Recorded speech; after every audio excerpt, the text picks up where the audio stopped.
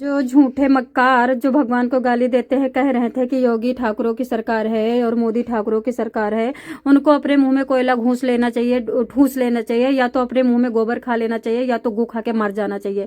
50,000 channel बना करके बैठे हैं और बस ये बताते हैं कि योगी ठाकुरों की सरकार है, पंडितों की सरकार है, ठाकुरों की सरकार है। पंडित कोई ठाकुर होता बुलडोजर चल जाता, कोई ठाकुर होता तो घर गिर जाता, कोई ठाकुर होता तो अभी एनकाउंटर हो जाता।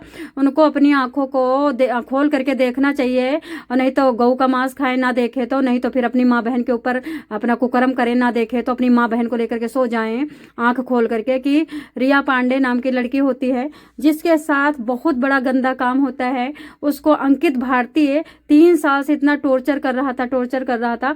उसके बाद उनके माँ बाप ने जाकर के बार बार FIR लिखवाई। FIR तो लिख लेते थे लेकिन कार्रवाई कोई नहीं होती थी। यूं मान के चलो कि झूठी FIR लिखी जाती थी, झूठा कागज लेते थे, लिख लेते थे, कोई भी कार्रवाई नहीं होती थी। और माँ बाप ही तसल्ली से आके बैठ जाते थे कि हाँ FIR लिख गई है, अभी अंकित भारती डर जाएगा।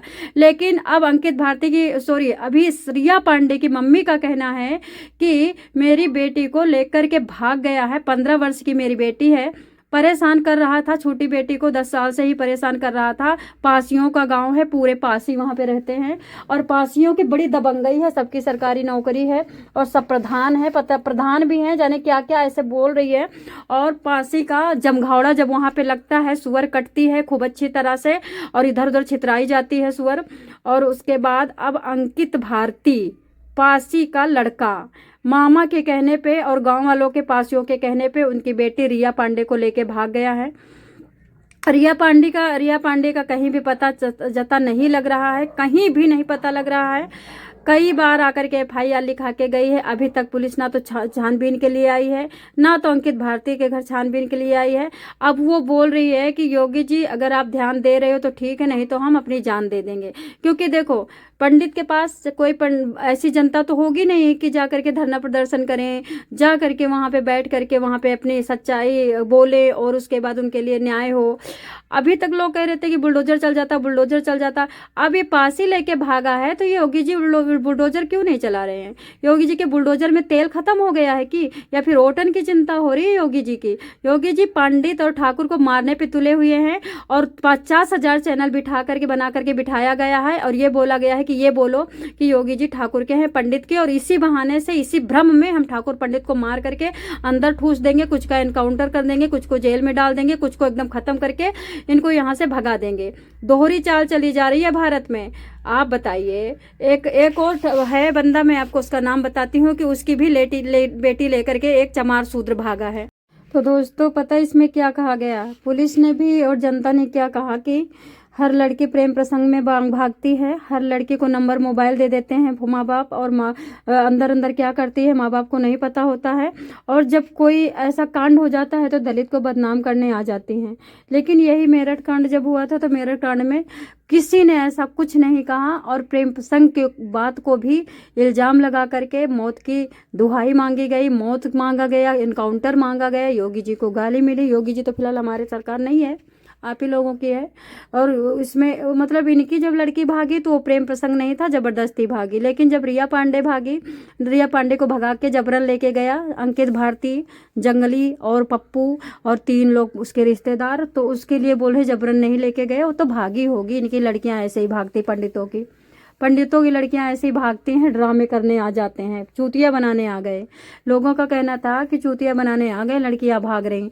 यहाँ 25 साल की जब लेके गया था पारस राजपूत तो कह रहे थे कि देखो बेचारी कैसे जी रही होगी, ये तो हीरोइन है, किडनैप हो गई बेचारी, कैसे जी रही होगी हमारी बहन मतलब दलित, ऐसे कह रहे थे।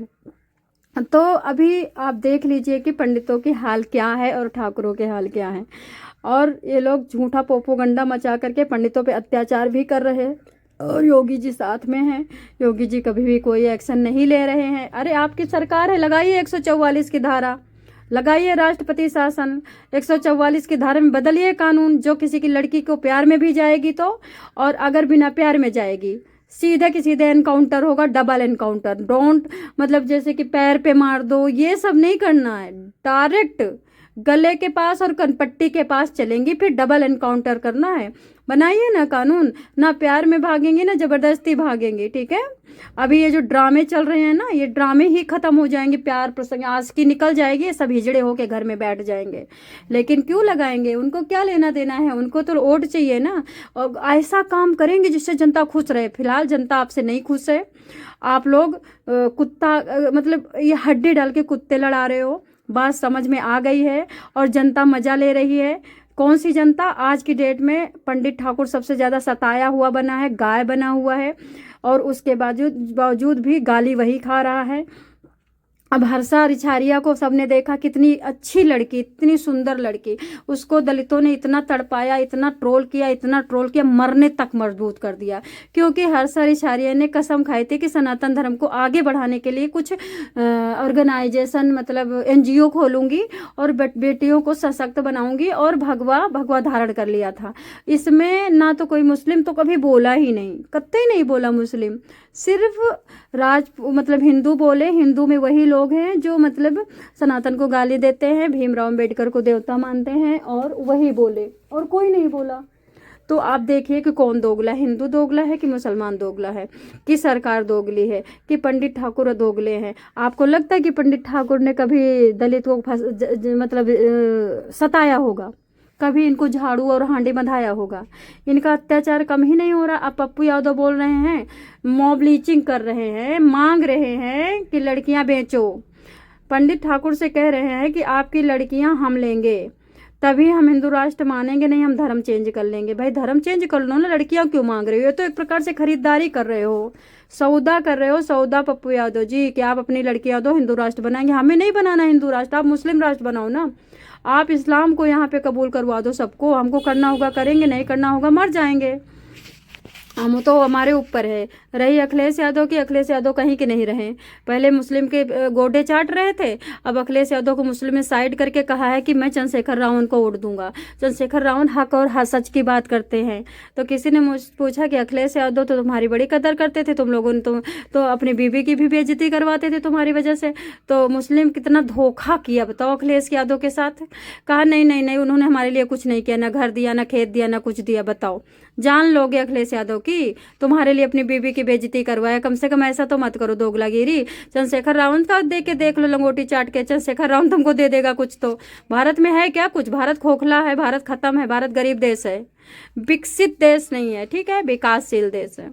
तो अभी यही बताना था कि पंडित के साथ कुकर्म हो रहा है, गलत हो रहा है, उनकी FIR नहीं लिखी जा रही है। हंसी मार रहे हैं पुलिस वाले, कह रहे भागी होगी 15 साल की लड़की।